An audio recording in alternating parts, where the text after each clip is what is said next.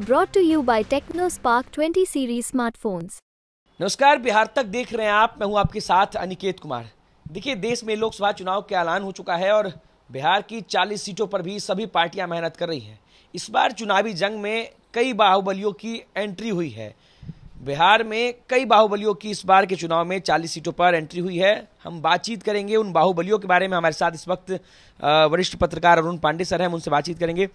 Sir, 2024 के लोकसभा चुनाव में बिहार में एक बार फिर से कई बड़े बड़े बाहुबली जो बिहार के बाहुबली रहे हैं, चुनावी सक्रियता जो है उनकी फिर से बढ़ती दिख रही है। कौन कौन से वो नाम हो सकते हैं इस बार? देखिए, चुनावी राजनीति में बाहुबलियों की धमक कोई नई नहीं है।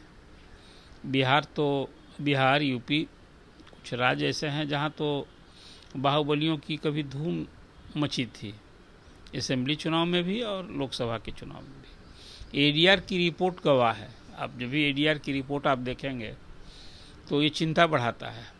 और पिछले दशकों में तो राजनीति का अपराधीकरण और अपराध का राजनीतिकरण सचमुच एक चिंता का विषय हो गया था। लेकिन ये सिर्फ चिंता का ही विषय रहा, चिंतन इस पर कम हुआ। सभी पार्टियों में कोई पार्टी अछूती नहीं है कि जब कैंडिडेट मैदान में उतारती है तो उस कैंडिडेट विशेष का जो जनप्रतिनिधि कल होकर कहलाने वाला है, माननीय कहलाने वाला है, उसकी छवि कैसी है, वो जनप्रिय है कि नहीं, लोकप्रिय है कि नहीं, इलाके में उसकी क्या पहचान है, इस पर कम ध्यान दिया जाता है। तो क्या ध्यान दिया जाता है कि वो कौन जाति का है, क्षेत्र में किस जाति विशेष का समीकरण क्या है।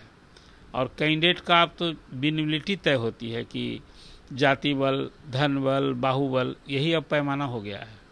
अब कोई राजनीति में कितना दिन से सक्रिय है कार्यकर्ता के रूप में, अब किसी को अवसर देने में ये पैमाना कम रह गया है। अभी ऐसा नहीं है कि राजनीतिक कार्यकर्ताओं को जगह नहीं मिलती है, लेकिन अब सच पूछिए वो बहुत सपना सा होता जा रहा है। ये बहुत अच्छा ट्रेंड नहीं है। और चुनाव खर्च जो बढ़ता जा रहा है जिस ढंग से कि अभी लोकसभा का कोई चुनाव लड़ना सोचे, चुनाव आयोग ने जो सीमा निर्धारित कर रखी है वो तो मजाक हो गया है। भला बताइए, कोई 1 करोड़ अभी जो सीमा आप लोकसभा के चुनाव लड़ने की आयोग ने तय कर रखी है, उसमें कोई चुनाव लड़ सकता है क्या? एक चुनाव में लोग कई प्रदेशों में तो 100 करोड़ तक खर्च करते हैं लोग। साउथ के इलाके में, महाराष्ट्र में, दिल्ली में, बिहार में भी अब वो खर्च जो है कोई लोकसभा के चुनाव में 10 करोड़ से कम तो कोई अब खर्च जो एक साधारण अनुमान लगाते हैं कि इससे कम खर्च में अब संभव ही नहीं है। हालांकि पोस्टर, प्रचार, दीवार लेखन, ये सब पर कुछ अंकुश लगा है। जिस तरह से पहले चुनाव आयोग की अब सख्ती हुई है, चुनाव पर्यवेक्षक आते हैं, खर्च पर्यवेक्षक आते हैं और सब कुछ जब घूमते रहते हैं, लेकिन खर्च कहाँ रुक रहा है। तो धनबल का वैसे ही प्रयोग है, बाहुबल का वैसे ही प्रयोग है। और अभी जो आपने भूमिका में चर्चा की है कि चुनाव जीतने के लिए बाहुबली और फिर बाहुबलियों से जुड़े लोग, बाहुबल का उस छाया कहिए, उसका प्रभाव मंडल का इस्तेमाल करके लोग आ रहे हैं। कभी बाहुबली खुद आते हैं। और अब देख लिए ना, अभी मुख्तार अंसारी का एक उदाहरण है, हिस्ट्री सीटर। अब वो जो मौत हो गई अभी यूपी की जेल में, लेकिन क्या पृष्ठभूमि रही है वहाँ जो यूपी का, यदि वो चीज़ मैं इसलिए अभी दोहरा रहा हूँ कि बाहुबली की चर्चा आपने कर दी है। और वहाँ चाहे वो सपा का शासन हो या बसपा का शासन हो, दर्जनों केस, हत्या, सरेआम, क्या क्या कुछ देखने को सुनने को मिला। तो वो सरकार चाहे जो भी रही हो, अभी वहाँ त्वरित सभी केस में सुनवाई हुई, सजा हुई। अब खैर तो मौत अपने कारणों से हुई है, लेकिन एक उदाहरण थोड़े है। बिहार में भी पिछले वर्षों में, पिछले दशकों में तो अजीब हाल रहा था। अब आइए, अभी चर्चा है कि कई बाहुबली है। वैसा बाहुबली जिसको आप कहते हैं ना, अब अपराधी तो नहीं कहिए, बाहुबली लोग तो आ ही रहे हैं चुनाव में। कई बाहुबली इस बार भी चुनावी जंग में होंगे, उनसे परिवार से जुड़े लोग हैं। बाहुबली कहना भी एक तरह से उनके लिए उचित नहीं दिखता है। क्या कहा जाए, वो माननीय कहलाने वाले लोग हैं, जनप्रतिनिधि कहलाने वाले लोग हैं, उनको यदि बाहुबली कहिए। लेकिन बाहुबली भी होना आजकल जो है ना, इस बार सर कितने ऐसे जनप्रतिनिधि हैं जिनके पीछे जो है बाहुबल का टैग लगता रहा है? कितने ऐसे, कौन कौन से? ये ना देखिए, अभी सबसे अधिक चर्चा में सुर्खियां बटोर रही है पूर्णिया की सीट। पप्पू यादव। पप्पू यादव एक वन मैन आर्मी है, न सिर्फ शारीरिक, जिसको कहते हैं अपनी काया से भी बाहुबली दिखते हैं, और उनका जो इतिहास रहा है बाहुबली का ही तो इतिहास रहा है। 3 बार लोकसभा के सदस्य पूर्णिया से हुए, 2 बार मधेपुरा से हुए, फिर चुनावी जंग में है, कांग्रेस में शामिल हुए हैं। तो एक तो वहीं से आप चर्चा शुरू करेंगे पूर्णिया से।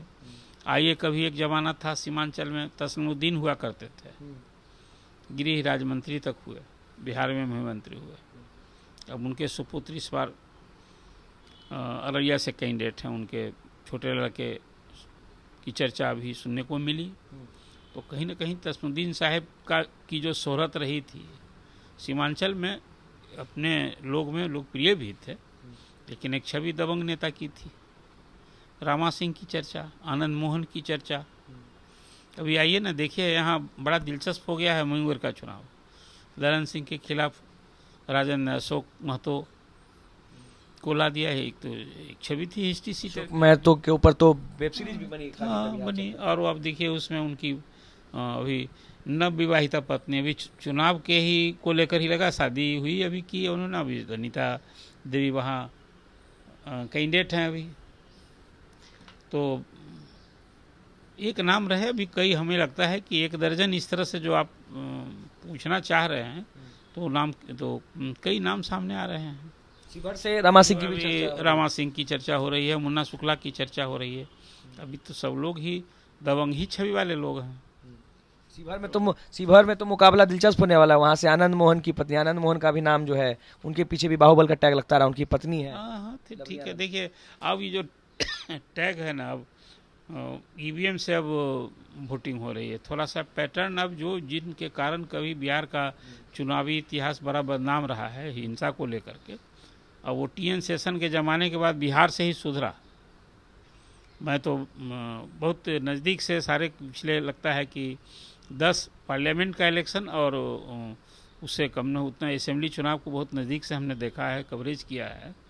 तो जो कभी बूथ लूट ते भी देखा है, हिंसा भी देखी हमने कि कहाँ किस तरह से बूथ लूटे जा रहे हैं, बिल्कुल एकदम ऑर्गेनाइज तरीके से, कौन राइफल बंदूक लेकर के सरेआम, वो दिन दौर को भी देखा है। लेकिन अब सुकून होता है। चुनाव ड्यूटी लगती थी ना, तो चुनाव कर्मी भी जो है वो दहशत में, कई लोग को हार्ट अटैक हो जाता था। ये भी सुनने को मिलता है कि अब चुनाव ड्यूटी लग गई है, वो हम जिंदा लौट कर आएंगे कि नहीं, ये भाव था। ये सब परिदृश्य बदला है। लेकिन हाँ, अब जो लोगों ने अपने बाहुबल का जो आप टैग कहते हैं, वो ताकत का बल अब कहते हैं उसको, कि ताकत है तो सामने वाला भी भय खाएगा भाई। अब वो ताकत तो एक सच पूछे अब क्वालिटी हो गई है बाहुबल होना।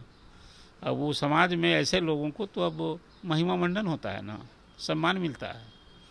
पहले लोग सार्वजनिक रूप से दूरी बनाए रखना चाहते थे, अब तो सब लोग चाहते हैं, जो बता रहे हैं ऐसे लोग से मेरा सीधा संपर्क है, सम्मानित करते हैं। लेकिन अब कुल मिला जुला कर जो आम जन कहिए ना, आम जन आज भी उसमें कोई उत्साह नहीं होता है। लेकिन ये लोकतंत्र के लिए तो सचमुच मैं दुर्भाग्य मानता हूँ इसको।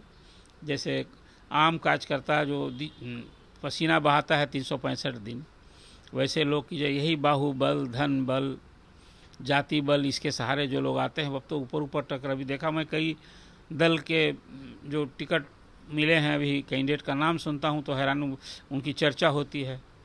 किसी कारोबारी होना बुरा नहीं है, व्यापारी होना बुरा नहीं है, उद्योगपति होना बुरा नहीं है।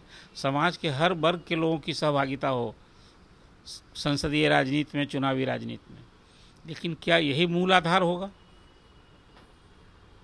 अब वो मैं देख रहा था, अभी एक किसी की चर्चा हुई, अब वो सभी जानते हैं, कभी बिहार में गुंडा बैंक चलता था, अब पुलिस ने उसमें कार्रवाई की थी, इनकम टैक्स का छापा पड़ा था।